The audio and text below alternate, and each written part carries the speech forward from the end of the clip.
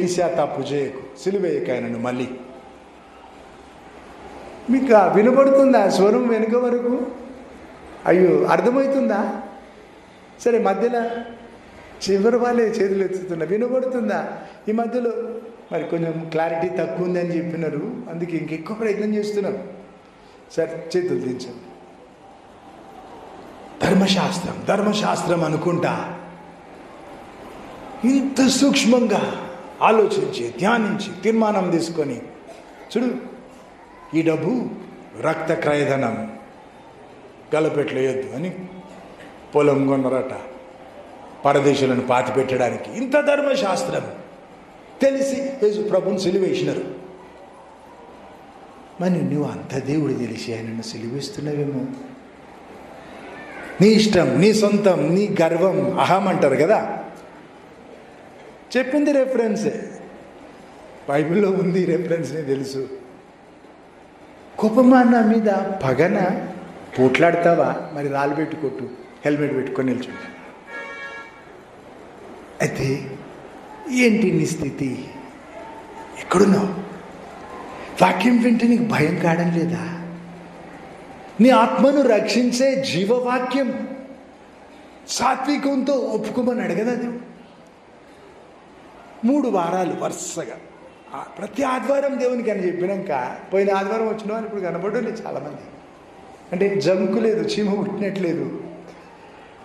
మరి ఒక ఆదివారం వదిలిపెట్టి ఇంకో ఆదివారం, 2 ఆదివారాలు వదిలిపెట్టి 3 వారాలకు ఒకసారి వచ్చేవాళ్ళు ఉంటారు కదా, చేరుకుందామని వరుసగా 3 వారాలు మంచిగా నేర్పుకున్నా. ఆదివారం దేవునికి ఆజ్ఞ అతిక్రమించకు, ఆజ్ఞలన్నీ జరిగిస్తే దేవుడు దీవిస్తా, భూమి యొక్క ఉన్నత స్థలాల్లో నిలబెడతా అన్నాడు దేవుడు. అట్లాగే మరి సబ్బాతు దినం గురించి దేవుడు చెప్పినాడు. ఘనంగా ఆచరించు, పరిశుద్ధంగా ఆచరించు, ఆనందించు సబ్బాతు దినంలో, అప్పుడు దీవించి గొప్ప చేస్తాన్నాడు కదా దేవుడు.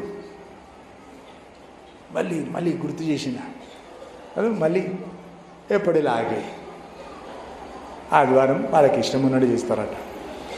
దేవుడు ఎంత ఖచ్చితంగా చెప్పినాడు. వ్యర్థమైన మాటలు ఆ రోజు మాట్లాడకుండా అన్నాడు. అంటే ఆ రోజంతా దేవునికి అంకితం. దానికి ఆలోచన లేకుంటే మరి ఆ రీతిగా జరిగించు. ఆదివారం అంటే వారికి సబ్బాతు దినం శనివారం, మనకు విశ్రాంతి దినం ఆదివారం. ప్రభువైన యేసుక్రీస్తు పునరుత్థానుడైన దినం. ప్రకటన 1వ అధ్యాయంలో ఉంటుంది. పద్మాసు దీపంలో పరవాసనైతిని అని అంటాడు యేసురమున అనుకున్న యోహాను అపోస్తలుడు. అది ప్రభుదినమందు నేను ఆత్మవశుడనై ఉంటిని అంటున్నాడు.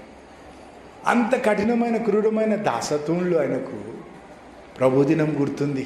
ఆదివారం ఆత్మవశుడై ఉన్నాడట దేవుడు కోరినట్టు. మరి యేసు రొమ్మున అనుకున్న శిష్యునికి ముఖ్యమైతే నీకు కూడా ముఖ్యం ఆదివారం. మరి జాగ్రత్త, ఇంకెక్కువ ఆలోచించు, ఇంకా మంచిగా పాటించు. దేవుడు అంటున్నాడు, ఆ రోజు వ్యర్థమైన మాటలు మాట్లాడకుండా, నీకు ఇష్టమైన పనులు చేయకుండా, మరి ప్రాణాలు చేయకు ఆదివారం అని చెప్తా కదా. ఇప్పుడు ఎంతమంది చచ్చిపోయినారు. దేవునికి ప్రత్యేకమని నువ్వు అట్లాగా పాటించు ఆదివారం గురించి. అయితే వీళ్ళు ధర్మశాస్త్రం అనుకుంటానే యేసు ప్రభుని సిలువేసినారు. మరి అట్లా జరగనివ్వకు నీ విషయం. ధర్మశాస్త్రం అంతా ఇచ్చింది ఎందుకు? బాలశిక్షకుడు ధర్మశాస్త్రం సిలువ చెంతకు తెస్తాడు, క్రీస్తును పరిచయం చేస్తాడు ధర్మశాస్త్రం కదా. నువ్వు క్రీస్తును పోగొట్టుకొని ధర్మశాస్త్రం అంటే దండకు కదా. మత్తయి సువార్త 23:23 యేసు ప్రభు అంటున్నాడు, శాస్త్రులు పరిశీలిత చూడు, వ్యభిచారుల్లో పట్టబడిన స్త్రీ దొరికితే అమ్మ అని పిలిచినాడు కదా ప్రభు. ఇక నువ్వు పాపము చేయకన్నాడు. 2 మాటలే. సరే, మునిగిపోయే పేతురు చేయి పట్టుకొని చేయండి, అల్ప విశ్వాసి ఎలా భయపడుతుంది అన్నాడు కదా. అంత మించి ఇంకో తిట్టు లేదు కదా, విమర్శ లేదు. అయితే శాస్త్రుని పరిశీలన అంత విమర్శించినాడు. సున్నం కొట్టిన సమాధి అన్నాడు కదా వాళ్ళని, వేషధారులు అని చెప్పి తిట్టినాడు. నేను చెప్పుకున్నాం కదా, దేవుని మీద ప్రేమ తక్కువైంది. అందుకొరకు ఏమైంది, నెక్స్ట్ సైడ్ ఎఫెక్ట్స్ ఉంటాయి. దేవుడు అంటే భయపడడం తక్కువైపోయింది.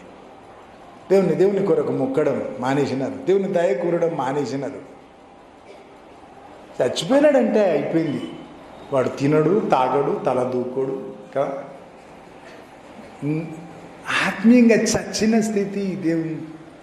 దేవుని ఎడలని ప్రేమ లేకుంటే లేదా చల్లారితే తెగిపోయింది, సంబంధం తెగిపోయింది, చచ్చిపోయిన ఆత్మీయంగా. ఇంకేముంటుంది, కూలిపోవడమే ఉంటుంది. ఇంకేమో చెప్పి మురువకు, ఇంకేం అక్కర రాదు కదా. దేవునితోనే నీకు సంబంధం లేకపోతే ఏది నీకు అక్కడ వచ్చేది? దేవుడే లేడు కదా. అయితే శాస్త్రుల పరిశీలన చాలా విమర్శించి దేవుడు ఏమంటున్నాడు, వేషధారులారా అని చెప్పి, పుదీనాలో కూడా మీరు 10వ భాగం ఇస్తున్నారు, కానీ ధర్మశాస్త్రంలో ముఖ్యమైనవి న్యాయం, కనికరం, నమ్మకంగా ఉండడం ఇవన్నీ మర్చిపోయినారని విమర్శించినాడు కదా ప్రభు వారిని. దేవుడు ఏమంటున్నాడు, పుదీనాలో 10వ భాగం ఇచ్చేది మానేయమన్నాడా? లేదు. సరే, ధర్మశాస్త్రం జరిగించండి, వాటితో పాటు ఇది కూడా ఆలోచన చేయండి అన్నాడు. ఏంటి? న్యాయం, కనికరం, నమ్మకంగా ఉండే తీరు గురించి. అది మానక ఇది చేయమన్నాడు కదా దేవుడు. సరే, నీకు భక్తి ఉంది, నీతి ఉంది, దేవుడు కావాలనే ఆశ ఉంది, అది మానకుండా ఇది చెయ్యి. ఏం చేస్తావు? దేవుణ్ణి ప్రేమించే విషయం కొత్తగా ఆలోచించు. ఉందా నీకు దేవుడు అంటే ప్రేమ? రోమా 1వ అధ్యాయంలో రాసి ఉంటుంది, వారి తలంపులలో కూడా దేవునికి చోటు ఇవ్వనొల్లకపోయిరని రాసి. ఇంకేమట, దేవుణ్ణి గుర్తు చేసుకోవడం అంత పెద్ద విషయం కాదనుకున్నారట వాళ్ళు. They thought it is not worth while. దేవుణ్ణి గుర్తు చేసుకోవడం అంత అవసరం కాదనుకున్నారట. నువ్వేమనుకుంటున్నావు? నీకు గుర్తు వస్తాడా దేవుడు? ఉందా దేవునితో ఏకాంతం? ప్రేమ ఉంటే దేవునితో ఏకాంతం ఉంటుంది, వెతుకుతావు కదా. ప్రేమ ఉంటే నువ్వు మాట్లాడుకుంటావు, సంభాషణ ఉంటుంది, సంబంధం నిలబెట్టుకుంటావు, విలువ తెలుసుకొని. కాబట్టి అది మానక ఇది చేయమంటున్నాడు దేవుడు. 1 కొరింథీ 13:3, కాల్చబడ్డానికి నీ శరీరం ఇస్తే కూడా ప్రేమ లేకుంటే వ్యర్థుడవు అంటున్నాడు కదా దేవుడు. దేవుని మీద ప్రేమ లేకుండా నీకు మనుషుల మీద ప్రేమ రాదు కదా. దేవునితో సంబంధం ఉండి దేవుని నువ్వు మంచి ప్రేమిస్తే నువ్వు మనుషులను ఆయనలా ప్రేమిస్తావు, ఆ ప్రేమతోనే ప్రేమిస్తావు. యోనాతాను దావీదుతో చెబుతున్నాడు ఏమని, దేవుడు చూపుతాడు చూడు, అటువంటి దయ నా పైన చూపు అంటున్నాడు. తన తండ్రిని అడిగినాడు, ఆ సౌలుని పోయి, ఓ నా తండ్రి, దేవుడు చూపుతాడు చూడు అటువంటి దయ. మనుషులు చూపే అంత దయ కూడా చూపలేదు, తండ్రి చూపే దయ చూపలేదు. వాడు ఎందుకు వీలు కాలేదు? సౌలుకు వీలు కాలేదు, దావీదుకు ఎందుకు వీలైంది? దేవుడు చూపే అటువంటి దయ చూపడం సౌలుకు వీలు కాలేదు, దావీదుకు ఎందుకు వీలైంది? దేవుని ప్రేమించినాడు కదా మనిషి, అట్లా మారినాడు. దేవునితో ఉండి ఆ తీరు మారినాడు. యోనాతాను అందుకే అడుగుతున్నాడు ఏమని, నా మీద, నా తర్వాత నా సంతానం మీద కూడా దయ చూపు. ఎటువంటి దయ? దేవుడు చూపుతాడు చూడు, అటువంటి దయ చూడు. అడగాలనిపించింది యోనాతానుకి దావీదు బ్రతుకు చూస్తే. ఆ బ్రతుక్కి సారాంశం ఏంటి? దేవుణ్ణి ప్రేమించినాడు. అడవిలో ఉండి గొర్రెలతో ఉన్న కటిక దారిద్ర్యంలో ఉన్నప్పుడు ప్రేమించినాడు. నువ్వు రాజు అని దేవుడు చెప్పి రాజుగా మార్చి చక్రవర్తిగా పెంచినాక కూడా దేవుని ప్రేమించినాడు. ఆ ప్రేమలో పెరిగినాడు, కానీ సింహాసనం ముఖ్యం అనుకోలేదు. యోనాతానును దావీదు ప్రేమిస్తే ప్రాణం దక్కదు, సింహాసనం ఎక్కడ? కానీ ప్రేమించినాడు కదా యోనాతానుని. ఈ బ్రతుకు చూసి ఆయనకు అడగాలనిపించానికి ఆయన చెప్పినాడు ఏమని, నువ్వు రాజు అవుతావు, మరి దావీదు రాజు అయితే యోనాతాను యువరాజు, యోనాతాను తండ్రి సౌలు రాజుగా 40 ఏళ్ళు పరిపాలించినాక యోనాతాను రాజు కావాలి. ఆయన దావీదుకి చెబుతున్నా, నువ్వు రాజు అవుతావు, అప్పుడు నా మీద నా పిల్లల మీద దయచూపు సంపొద్దు. ఎట్లా మార్చినాడు దేవుడు పరిస్థితి కదా. దేవుని మంచి ప్రేమిస్తే తక్కిన అన్ని దేవుడు ఆయన కొరకు పొందుపరిచినాడు. దేవుని ప్రేమించే వారి కొరకు అన్ని సమకూర్చి మేలు కొరకు చేస్తా అన్నాడు కదా దేవుడు. ఆ వాక్యం నెరవేర్పు కనబడుతుంది కదా మనకు. దావీదు కొరకు ఎట్లా దారి చేసినాడు దేవుడు, సింహాసనం ఇచ్చినాడు కదా. 1 కొరింథీ 13:3 ఇలా చెప్పుకున్నాం కదా. కాల్చబడ్డానికి శరీరం ఇస్తే కూడా ప్రేమ లేకుంటే వ్యర్థుడు అని రాసి మత్తయి సువార్త 22:36 నుంచి వచ్చి ప్రశ్నించినారు ధర్మశాస్త్ర ఉపదేశకులు. ఆజ్ఞలన్నిట్లో అన్నిటికంటే పెద్ద ఆజ్ఞ, మొదటి ఆజ్ఞ, గొప్ప ఆజ్ఞ ఏది అంటే యేసుప్రభు చెప్పినాడు, దేవుని ప్రేమించు అంటున్నాడు. నీకు కొత్త బైబిల్ లేదు కదా. యేసుప్రభు చెప్తున్నాడు అన్నిటికంటే గొప్ప ఆజ్ఞ, అన్నిటికంటే శ్రేష్టమైనది దేవుని ప్రేమించు అంటున్నాడు. పూర్ణ హృదయం, పూర్ణ ఆత్మ, పూర్ణ వివేకంతో కూడా దేవుని ప్రేమించు, ఇది మొదటి ఆజ్ఞ అని చెప్పినాక దేవుడు ఏమంటున్నాడు, రెండవది కూడా అట్లాంటిది అని చెప్తున్నాడు. నేను మళ్ళీ చదువు నీ బైబిల్ అంటే ఏమన్నమాట, ఫస్ట్ ర్యాంక్లో ఉన్న 2 ఆజ్ఞలు. ఫస్ట్ ర్యాంక్ ఒక్కొక్కరికి ఉంటుంది కదా మామూలుగా, ఫస్ట్, సెకండ్, థర్డ్. ఇది సెకండ్ కాదని చెప్తున్నాడు దేవుడు. ఏంటి, నిన్ను వల్ల నీ పొరుగు అని ప్రేమించేది ఆ మొదటి ఆజ్ఞ లాంటిది అంటున్నాడు దేవుడు. మొదటి స్థలంలో ఉన్న 2 ఆజ్ఞలు అన్నమాట కదా. పూర్ణ హృదయం, పూర్ణ ఆత్మ, పూర్ణ వివేకంతో దేవుని ప్రేమించు అంటున్నాడు కదా. అదో ఇదో చేయి దేవుని కొరకు, దశమభాగం ఇస్తే చాలు, నీకేం తక్కువ అన్నాడా. ప్రేమించు అంటున్నాడు కదా. ఎంతమంది నోట వింటాం, నేనేమో చేసిన దేవుని కొరకు. తీరు చూస్తే ఎట్లుంటుంది, వాళ్ళు దేవుణ్ణి మనిషిని ఉద్ధరించినట్టు. అంటే వారి దశమభాగం ఇవ్వకపోతే ఏమైపోతుండే, దేవుని పనులన్నీ ఆగిపోతాయా? మనుషులను వీళ్ళే ఉద్ధరిస్తారా? ఆ మనసు చూడు, దేవునికి ఇచ్చే వేళ దేవదూతలు వచ్చి రాసుకుంటారట ఏ మనసుతో ఇస్తున్నారు. విధవరాలి కానుక అందరికంటే ఎక్కువ అని అన్నాడు కదా దేవుడు. మనసు చూసినాడు కదా. అయిపోయిందా ఆ నియమం? ఇప్పుడు జరుగుతుంది. దేవదూతలు వచ్చి రాసుకుంటారట నువ్వు దేవునికి ఇచ్చే వేళ ఏ మనస్సుతో ఇస్తున్నావు. కాబట్టి ఏదో ఇచ్చినా ఉద్ధరించినా అనుకు నువ్వు ఇస్తే 100 రెట్లు 1000 రెట్లు నీకు ఇస్తాడు దేవుడు. అన్యాయస్తుడు కాడు కదా. నువ్వు దేవుని ప్రేమించి దేవునికి ఇస్తే ఎన్నో రెట్లు ఎక్కువ ఇస్తాడు దేవుడు. నరునికి అచ్చి ఉండడు దేవుడు, నీకు తిరిగి ఇస్తాడు కదా. కానీ దాంతో మిగిలిపోకు, ఏమో చేసిన పరిచర్య లేదా ఇంకేమో ఇచ్చిన ఉద్ధరించిన దేవుడు కోరింది చేయరాదా. వాటితో పాటు ఇది మానక అది చేయమన్నాడు కదా దేవుడు. అట్లాగా పూర్ణ హృదయం, పూర్ణ ఆత్మ, పూర్ణ వివేకంతో దేవుని ప్రేమించు. నిన్ను వలే పొరుగువాన్ని ప్రేమించు. పొరుగువాన్ని ప్రేమిస్తే ఎట్లా ప్రేమిస్తావు? నీ క్రియలతో కదా, కలిగిన దాంతో. మా బంధువు కామె ఉండేది, అందుకే నాకు తెలిసింది. పెద్ద మనిషి అయినాక కూడా ఒళ్ళొంచి పని చేసేది ఆమెకు అలవాట్లేదు.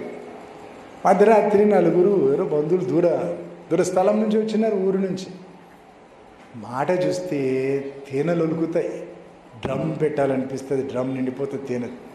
అయ్యో అయ్యా ఇంత దూరం నుంచి వచ్చినారా, పాపం మీకు ఎంత ఆకలి అవుతుందో కదా. ఇదంతా అంటుంటే వాళ్ళకి ఇంకా ఆకలి పెరిగి ఉంటుంది. ఇప్పుడు ఆమె వండి పెడుతుంది ఏమాటను తెచ్చి. అయితే ఎదురుగా హోటల్ ఉందయ్యా, తిని రాపోండి అని చెప్పిందట. ఏం చేసినట్టు ఆమె మాటలతో ఏం చక్క మూటలు కట్టింది కదా. ఎంత వినసొంపుకునే మాటలు తేనెలు ఉలుకుతున్నాయి. ఒళ్ళొంచి 2 కిలోల బియ్యం తీసి వండి పెడితే ఏమయ్యేది? చచ్చిపోతుందా? ఒళ్ళు వంగదు. ఏమంటారు వాళ్ళని? పని దొంగలు అంటారు కదా. మాట చూస్తే అబ్బా తేనెలే కదా. ఎవరిని మోసం చేస్తావు, ఎవరిని బుట్టలు వేసుకుంటావు? విక్రించబడడు దేవుడు. ఏ విత్తితే అదే కోస్తావు కదా, అదే పంట కోస్తావు. చెప్పినా కదా మా రెండో అన్న గురించి. ఎప్పుడు ఎవ్వరికి అమ్మ నాయన కూడా సాయం చేయలే, ₹1 తెచ్చిలే, పరిచర్య కూడా ఏం చేయలే, గ్లాసు నీళ్ళు తీసిలే, దాచుకున్నాడు, వాళ్ళు దాచుకున్నాడు. బ్రతుకంతా నరకమైంది, సుఖపడని ఇవ్వలేదు దేవుడు. అర్థం లేని బ్రతుకు అయిపోయింది. కాబట్టి నీ పొరుగువాన్ని ప్రేమించేది ఎట్లాగా? నీ క్రియలతో నువ్వు మేలు చేయి, మేలు అందాలి, వారు మేలు పొందాలి కదా. నీ ప్రేమ మేలుగా అందాలి, మాయమాటలతో కాదు కదా, క్రియలతో. క్రియలు లేని విశ్వాసం మృతం.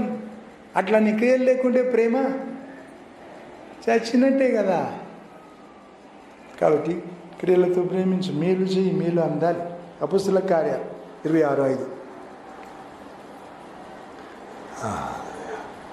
ఇక్కడ అపొస్తలుడైన పౌలు ఏమంటున్నాడు? నేను పరిసయ్యుడను, ధర్మశాస్త్రం విషయంలో నింద లేకుండా బ్రతికినని చెబుతున్నాడు. పరిసయ్యుడని నేను అని చెప్తున్నాడు కదా. అప్పుడు మెప్పించలేకపోయినాడు కదా దేవుణ్ణి. ఎప్పుడు మెప్పించినాడు? ఎప్పుడు మెప్పించగలిగినాడు? 2 కొరింథీ 5:14-15 వరకు. క్రీస్తు ప్రేమ నన్ను బలవంత పెడుతుంది అన్నాడు కదా.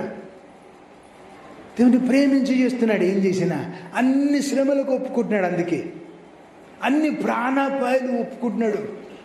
నింద, వెలివేత, హింస, రాళ్ళతో కొట్టినారు కదా, పట్నం బయటికి ఈడ్చుకొని పోయినారు కదా. ఎందుకు ఇవన్నీ చేస్తున్నాడు? అందరికంటే ఎక్కువ నేను ప్రయాసపడ్డా అంటాడు కదా. క్రీస్తు ప్రేమ నన్ను బలవంత పెడుతుంది. అందుకే ఈ పరిసయ్యుడు, గతంలో పరిసయ్యుడు దేవుని మెప్పించినాడు, పరలోకం చేరినాడు. పరలోక దర్శనాలు చూసి చెప్తారు, ఎంత కాంతి, ఎంత కాంతి, దేవుని మహిమ గురించి చెప్తారు. భగత్ సింగ్ గారిని చూసిన ఆయనని ఏమన్నాడు? 1000 సూర్యుళ్ళంత కాంతి, అబ్బా అబ్బా అంటున్నాడు కదా. మరి అపొస్తలుడైన పౌలు గురించి ఇంకేం చెప్తారో కదా.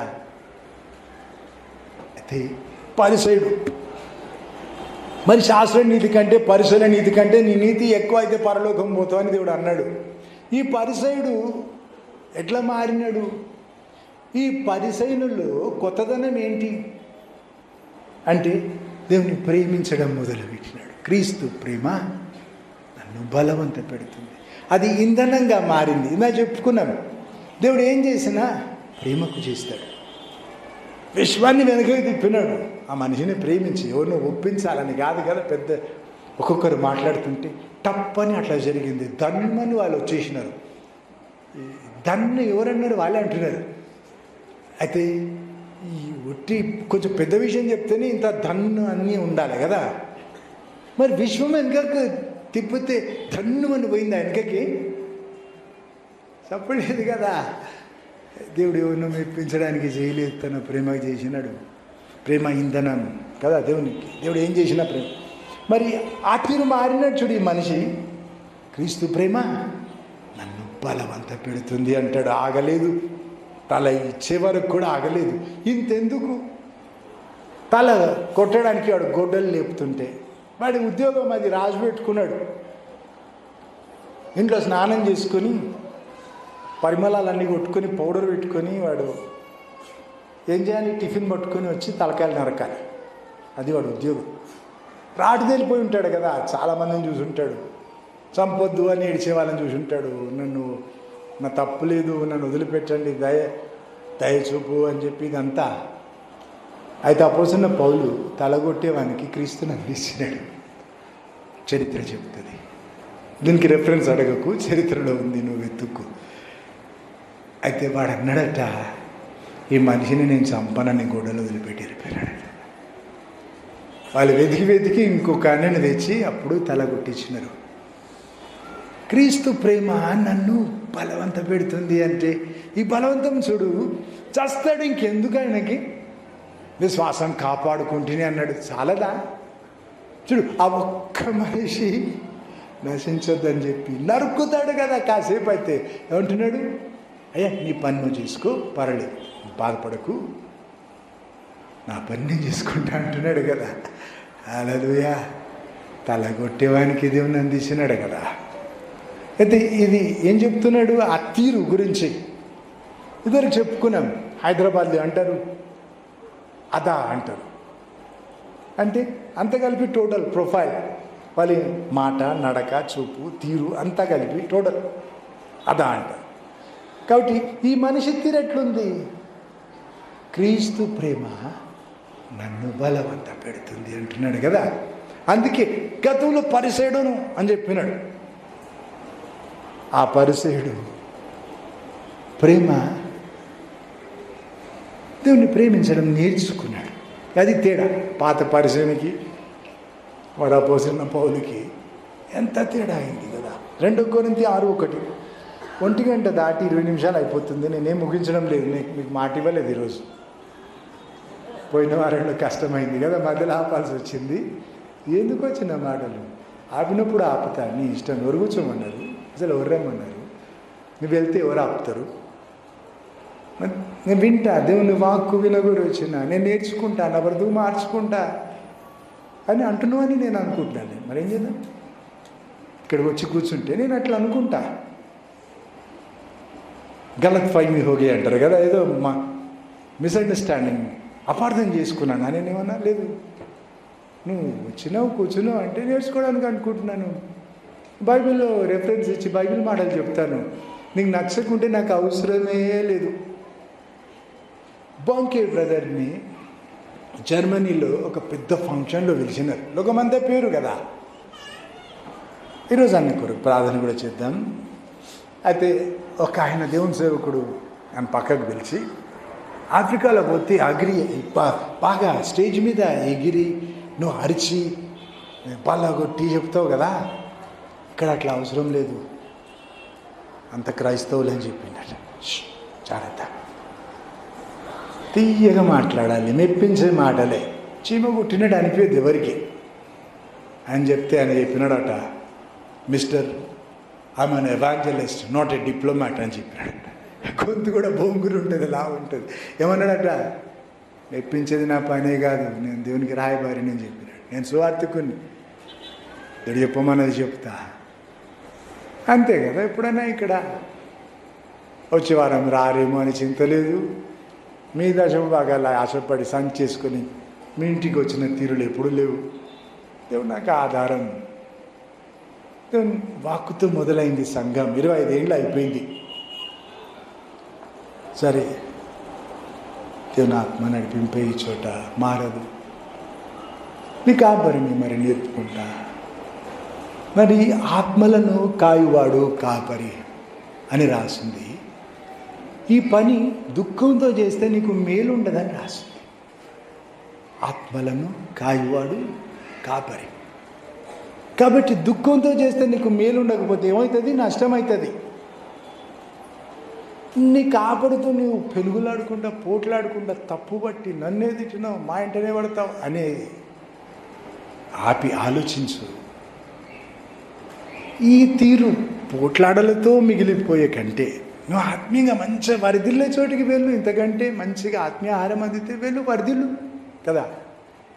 అయితే నువ్వు ఎక్కడ పోయినా ఈ మాట గుర్తుపెట్టుకో, ఆత్మలను కాయువాడు కాపరి. సంతోషంగా ఆ పని చేయాలని రాసింది కదా, అప్పుడు నీకు మేలట, ఆశీర్వాదం అట. అందుకే ఇది మళ్ళీ మళ్ళీ చెప్పను, బైబిల్లో లేనిది నేను చెబితే వెళ్ళిపో, పారిపో, ఇంకెప్పుడు నాకు ముఖం చూపించకు, నా ముఖం చూడకు. బైబిల్లో లేనిది చెబితే, బైబిల్లో ఉన్నది చెబితే వాక్యానికి తల వంచు, నేర్చుకో, సరి చేసుకో. వాక్యంతో పోట్లాడకు. నీ ఆత్మను రక్షించి జీవవాక్యం సాత్వికంతో ఒప్పుకోమన్నాడు కదా దేవుడు. అయితే 2 కొరింథీ 6:1, దేవుని జత పని వాళ్ళలాగా నేను ప్రాధేయపడుతున్నా అంటున్నాడు. నెల మట్టుకు తగ్గి బ్రతిమాలుతున్నాడు. ఏమని? దేవుని దయ మీ ఎడల వృధా కానివ్వద్దు. సరే, ఆయనకు గుండెల్లో అదే బాధ ఏంటి? నీ ఎడల దేవుని దయ వృధా కావద్దు. అప్పుడు పౌలు అన్నాడు, నా ఎడల వృధా కాలే దేవుని దయ. బ్రతికున్నప్పుడు చెప్పినాడు కదా, మంచి పోరాటం పోరాడిన, విశ్వాసం కాపాడుకున్నా, నా పరుగు తుద ముట్టించుకున్నాని బ్రతికున్నప్పుడు చెప్పగలిగినాడు. ధైర్యం ఉంది. అయితే ఇంత మంచిగా ఉన్నాడు దేవుని విషయంలో, లోకం గెలిచినాడు దేవుని కొరకు. మరి ఏం బాధ ఆయనకి, ఎందుకు బాధ? నీ ఎడల దేవుని దయ వృధా కావద్దని ప్రాధేయపడుతున్నాడు. ఏమంటున్నాడు? దేవుని జత పనివానిలాగా అడుగుతున్నా అంటాడు. ఏమంటాడు? మేమిద్దరం కలిసి అడుగుతున్నాం, నేను దేవుడు, నీతో ఒక్క మాట చెప్పుకుంటాం, దేవుని దయ వృధా కానీయకు అంటున్నాడు కదా. ఎప్పుడు చెప్పినా అంతకు మించి ఉంటుందా? ఇంకేమన్నా ఉంటుందా? ఇంకేం లేదు కదా. అంతే నేను చెప్పడం కూడా 25 ఏళ్ళలో అదే చెప్పినాను. దేవుడు సెలవిచ్చినంత